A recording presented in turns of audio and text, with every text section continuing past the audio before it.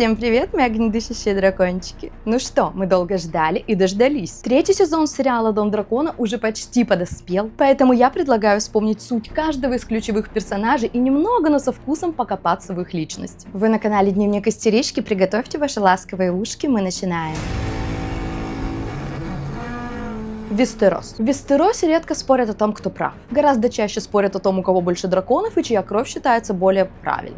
На этом фоне гражданская война Таргариенов «Танец дракона» становится не просто борьбой за железный трон, а массовой терапией на мечах и огне, где каждый герой заново доказывает себе и другим, кто он есть и чего он стоит. В центре истории две линии. Черные, идущие за Рейнирой Таргариен, и зеленые, сплотившиеся вокруг ее бывшей подруги и впоследствии мачехи Алисенты Хайтауэр и ее сына Эйгона II. Между ними семья, долг, вера, старый порядок и новое поколение, которое взрослеет не в мире, а в пламени войны. Рейнира Таргариен. Она входит в эту войну не как захватчик, а как человек, который слишком глубоко поверил, что долг и слово отца важнее всего. Она не столько жаждет власти, сколько живет с убеждением. Если она откажется от трона, то предаст память отца Визериса и саму идею справедливого наследования. Ее внутренний конфликт буквально разрывает пополам. Между мечтой о тихой жизни среди детей, драконов, ветров Валирии и обязанностью вести людей на гибель ради короны, которая каждый день становится все тяжелее. Потери и вина делают ее жестче, но не холоднее. Чем больше красный проливается вокруг, тем болезненнее ощущение, что ее выборы запускают очередную спираль жестокости. Постепенно Рейнира переходит от состояния «я борюсь, потому что должна» к состоянию, когда она уже не может остановиться, даже если понимает, к чему все идет. Рядом с ней Деймон Таргариен, человек, который как будто создан не для совета, а для войны. Всю жизнь он был почти наследником, всегда рядом с троном, но никогда на нем. Сперва трон занял его старший брат Визерис, а потом он назначил преемницей свою дочь Рейниру, чья легитимность была выше амбиций Деймона. Это рожденный воевать младший брат истории, который доказывает миру свою значимость мечом, рискованными рейдами и готовностью сделать то, на что другие не решаются. Он любит Рейниру, ох уж эти дела семейные, но его эго не создано для второго номера при королеве. Там, где ей нужен холодный расчет, он выбирает демонстрацию силы и удар на опережение. Деймон умеет мыслить стратегически, но почти всегда его планы ломаются о собственный характер. Если появляется шанс устроить красивую пролитную битву, он выбирает ее даже ценой долгой игры. В условиях большой войны это делает его одним из самых опасных врагов зеленых и потенциальной угрозой для самой Рейниры. Как вам такие бойфренды, девочки?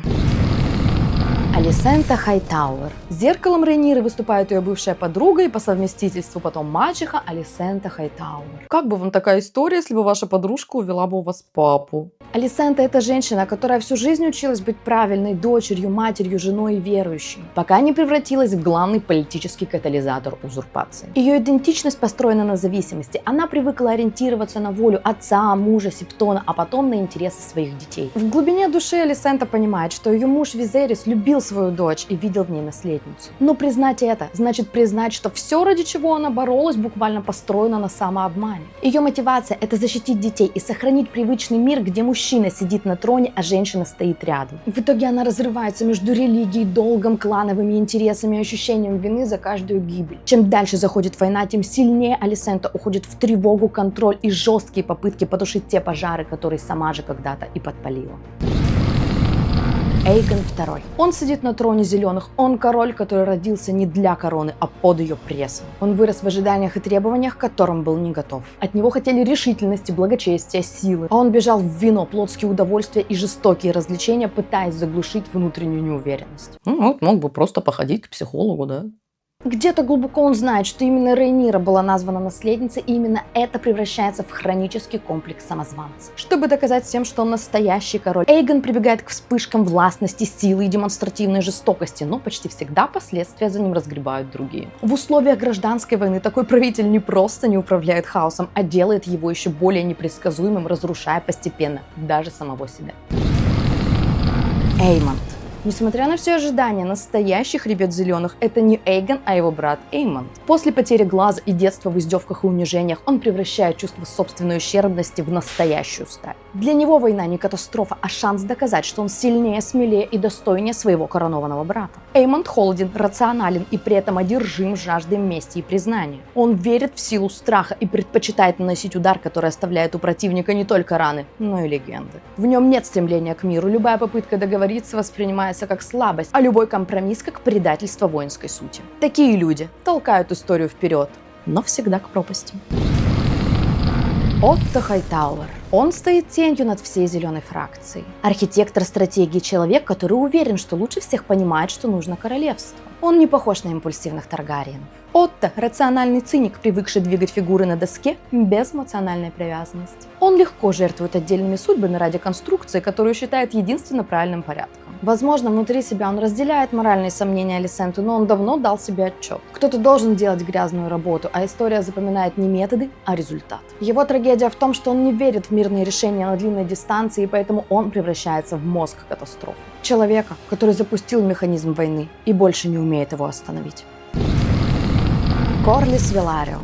На стороне черных, на стороне Рейниры ключевой опорой становится Корлис Веларион и его восхитительные дреды. Лорд приливов и повелитель морей, он самосделанный титан, который десятилетиями строил величие своего дома не интригами, а плаванием, рисками и торговлей. Корлис смотрит на мир глазами морского волка. Для него власть — это не только кровь, но и корабли, порты и маршруты. Его амбиция простая и огромна. Дом Веларионов должен стоять с Таргариенами на одном уровне, а не служить им. Для него война — это шанс закрепить это навсегда. И осознание, что цена будет измеряться не только в золоте и кораблях, но и в жизнях семьи. В больших морских сражениях он мыслит компаниями и маневрами, а не индивидуальными судьбами. И именно это делает его одновременно незаменимым стратегом и человеком, которого сложно любить тем, кто видит в войне прежде всего человеческую боль. Хелейна Таргариен. Хелейна занимает особое место этой истории. Жена и сестра Эйгона. Женщина, которая живет в мире видений, символов и пророчеств. Она словно настроена на чистоту общего ужаса, который накапливается в королевстве, но не имеет рычагов, чтобы его остановить. Ее слова часто звучат как загадки, а ее тревоги кажутся людям лишь странностями. Внутри Хелейны живет двойная боль. Она мать, которая не может защитить своих детей, и пророк, которого никто не слушает. По мере того, как война становится все более жестокой, ее хрупкий внутренний мир трескается, превращая ее линию в один из самых трагичных нервов всей истории. Джекерис Веларион. Новое поколение черных представлено Джекерисом Веларионом, наследником Рейниры, юношей, который взрослеет в условиях, когда Игра престолов – это не метафора, а ежедневная практика. Он идеалист, верящий в честь, слово и правое дело, но уже вынужден принимать решения в той реальности, где эти категории мало кого интересуют. Джекерис стремится доказать матери и союзникам, что он достоин быть наследником, и одновременно боится повторить ошибок старших. Его типичная ошибка – переоценка морального аргумента и недооценка той грязи, в которой варятся реальные политические решения. В третьем сезоне именно он воплощает сюжет взросления на войне. Как из подростка с высокими принципами рождается лидер, которому приходится выбирать не между добром и злом, а между двумя плохими вариантами. Дейрон Таргариен.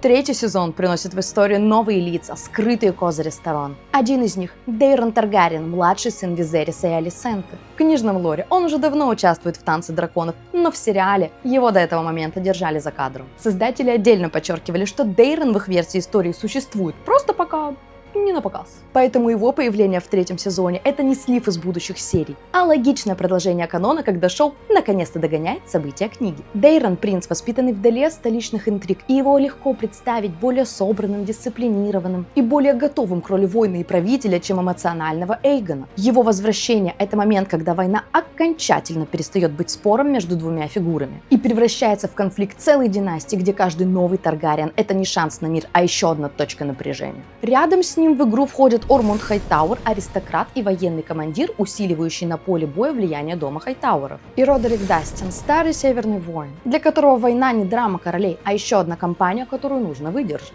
Все эти люди живут в одном и том же мире, но видят его по-разному. Для Рейниры война – долг и неизбежность. Для Деймона – сцена, на которой он может наконец-то стать главным. Для Алисенты – расплата за попытку удержать в руках и семью, и веру, и порядок. Эйгон пытается спрятаться от короны, которая его же и давит. Эймонд пытается доказать, что он лучший. Отто строит шахматную партию, в которой фигуры уже давно не слушаются игрока. Корлис считает корабли и порты, Хелейна ищет смысл в кошмарах. Джекерис пытается остаться честным, когда честность больше не спасает. Третий сезон Дома Дракона – это момент, когда все линии сходятся в одну. В историю о том, как личные травмы, амбиции и страхи превращают семейный спор в войну, где даже драконам не удастся остаться выше человеческой глупости. Кто из персонажей вам кажется наиболее симпатичным или отталкивающим, на чьей вы стороне? Оправдали ли первые 2 сезона ваши ожидания и готовы ли вы уже смотреть третий, который обещают начать с очень мощной и очень эпичной битвы? Ра! Переходи ко мне в телеграм-канал за краткой табличкой по всем главным персонажам. Ну и не только. Пиши свое мнение в комментариях, ставь лайк и подписку. А с вами была я, ваша истеричка. Приятного аппетита, сладких снов, до новых встреч. Чао.